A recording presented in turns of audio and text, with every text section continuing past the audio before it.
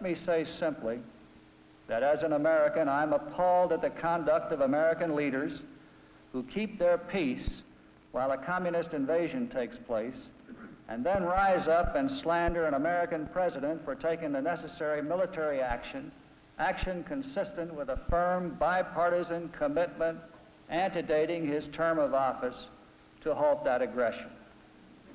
Recognize this: some of these people, now expressing outrage at the Allied response to the enemy invasion, have flatly predicted the failure of the President's Vietnam policies. They've staked their credibility, and some of them their political futures, on the outcome of this struggle. If there is a collapse in Saigon, if there is a communist takeover, then they will have been proven right. They can then denounce the President for having foolishly resisted the inevitable. They can then congratulate themselves for having bailed out at the right moment. They can then make the President pay the political price for having tried to see this war through. But what if the enemy offensive is blunted and eventually defeated?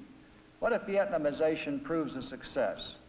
Then the President of the United States will be credited by history for his courage, tenacity, and toughness, for having surmounted all the obstacles they strung in his path.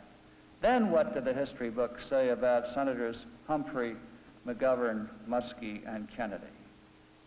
But this communist offensive, as tragic and as vicious as it's been, has served one salutary purpose. It has stripped away all of the pretentious nonsense about this being simply a civil war between Saigon and the Viet Cong. And further, it has rebutted the pervasive slander that the South Vietnamese will not fight in their own defense. What a libel this has been on those courageous people.